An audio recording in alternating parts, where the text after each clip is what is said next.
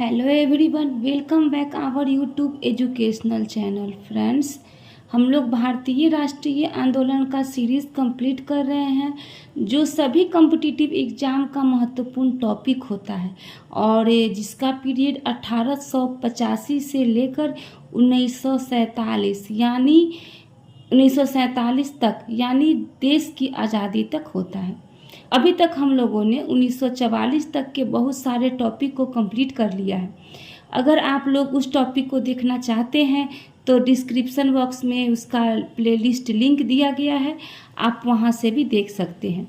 और मैं एक बात आप लोगों से ज़रूर करना चाहूँगी कि मैं ये जो नोट्स है, ये नोट्स मैं आपको अगर पढ़ा रही हूँ और अगर आप इन सारे नोट्स को अच्छे से समझ लीजिएगा तो भारतीय राष्ट्रीय आंदोलन से एग्ज़ाम में जो भी क्वेश्चन पूछे जाते हैं आपसे एक भी क्वेश्चन नहीं छूटेगा, बशर्ते कि आप एक एक लाइन को ध्यान से देखिए। ये मेरी गारंटी है। तो चलिए स्टार्ट करते हैं। पिछली कक्षा में हम लोगों ने सी राजगोपालाचारी फार्मूला और लियाकत देसाई समझौता को कंप्लीट किया है और आज का हमारा टॉपिक है वेवेल योजना। आखिर वेवेल योजना था क्या, इसकी पृष्ठभूमि क्या है? तो पहले इसकी पृष्ठभूमि है कि आप लोगों को पता है कि 1945 आ चुका है और 1945 में क्या होता है, द्वितीय विश्व युद्ध समाप्त हो चुका होता है और उस समय विंस्टन चर्चिल जो कि ब्रिटेन के प्रधानमंत्री होते हैं वो बहुत ही चिंतित होते हैं और चिंता का विषय क्या होता है कि भारत की राजनीतिक स्थिति को देखते हुए वो क्या करते हैं, लॉर्ड वेवेल को भारत से बुलाते हैं। विंस्टन चर्चिल चिंतित होते हैं कि भारत में हिंदू और मुस्लिम में दोनों में ही झगड़ा हो रहा है, तो इस तरह वो जब भारत के अंदर ही झगड़ा हो रहा है एक दूसरे की सत्ता के लिए, तो फिर हम किस तरह अपना राज करेंगे। इस कारण है कि वो काफ़ी चिंतित है।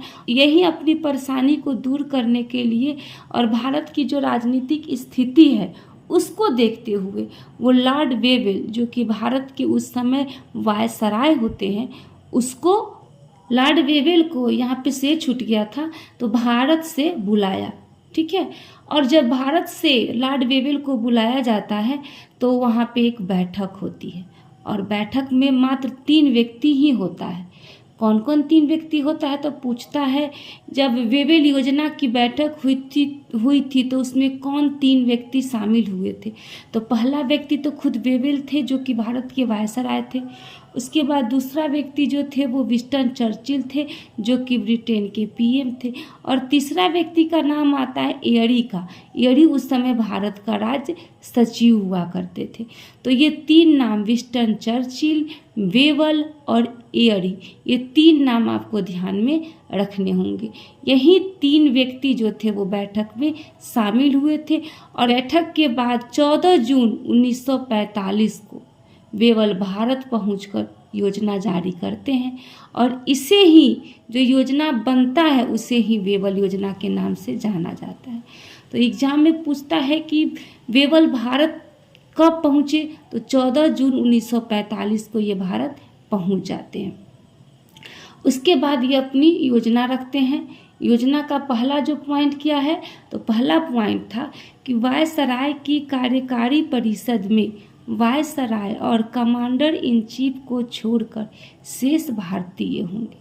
यानी कि सिर्फ 2 ही व्यक्ति इसमें, वायसराय की जो कार्यकारी परिषद है उसमें सिर्फ वायसराय और कमांडर इन चीफ, ये 2 व्यक्ति ही अंग्रेज रहेंगे और बाकी सब भारतीय होंगे।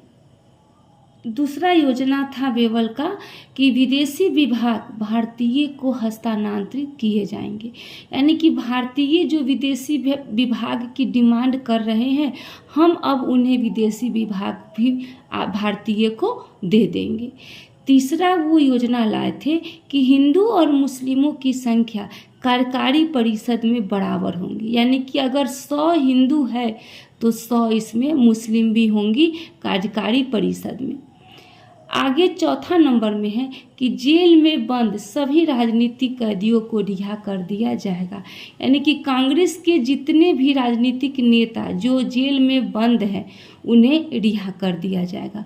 और जेल में क्यों बंद थे, तो उस तो 1942 में भारत छोड़ो आंदोलन के दौरान जितने भी कांग्रेस के राजनीतिक नेता थे उन सभी को जेल में कैद कर दिया गया था। उन कैदियों को रिहा करने की बात कही गई वेवल योजना के द्वारा। और पांचवा बात उन्होंने बताई कि ये सभी जो ऑफर है, ये ऑफर में अगर आप लोगों के सामने रखा हूँ, अगर आप इस ऑफर पर कोई डिस्कशन करना चाहते हैं तो शिमला में आकर हमसे मिलिए। तो सभी बिंदुओं पर चर्चा करने के लिए शिमला में बैठक होगी और आगे जो बैठक होगी उसे हम शिमला समझौता या शिमला सम्मेलन के नाम से जानते हैं। तो दूसरा जो टॉपिक है उसका नाम है शिमला सम्मेलन। शिमला समझौता कब से कब तक हुआ है? तो ये 25 जून 1945 से स्टार्ट हुआ है और 14 जुलाई 1945 तक चला है। ठीक है, डेट याद रखिएगा, 25 जून से 14 जुलाई तक। और बैठक में सभी महत्वपूर्ण दलों के नेता के राजनेता शामिल होते हैं। और कुल प्रतिनिधि कितने शामिल होते हैं? तो कुल प्रतिनिधि की संख्या 21 होती है। एक महत्वपूर्ण पॉइंट है कि महात्मा गांधी शिमला में होते हुए भी बैठक में शामिल नहीं हुए थे। तो एग्जाम में पूछा जाता है कि कौन से ऐसे व्यक्ति थे जो शिमला में थे पर शिमला सम्मेलन के समय वहाँ पे शामिल नहीं हुए थे। ऑप्शन में बहुत सारे व्यक्तियों के नाम दे दिए जाएंगे, तो आप ध्यान में रखिएगा कि महात्मा गांधी शिमला में तो थे लेकिन जब शिमला सम्मेलन हुआ था उसमें वो शामिल नहीं हुए थे। अब एग्जाम में पूछता है कि शिमला सम्मेलन में कौन कौन से नेता शामिल हुए थे और मुस्लिम लीग में भी कौन से नेता शामिल हुए थे। तो कुछ नेता के नाम आपको ध्यान में रखने होंगे। पहला जो नेता है वो इंडियन नेशनल कांग्रेस के जो पहला नेता है वो तो मौलाना अबुल कलाम आज़ाद हैं, याद रखिएगा। दूसरा नेता जवाहरलाल नेहरू रहेंगे, तीसरा खान अब्दुल गफ्फार खान और चौथा में सरदार वल्लभ भाई पटेल। ये चार नाम जो हैं शिमला समझौता में महत्वपूर्ण नेता के रूप में थे भारतीय राष्ट्रीय कांग्रेस के।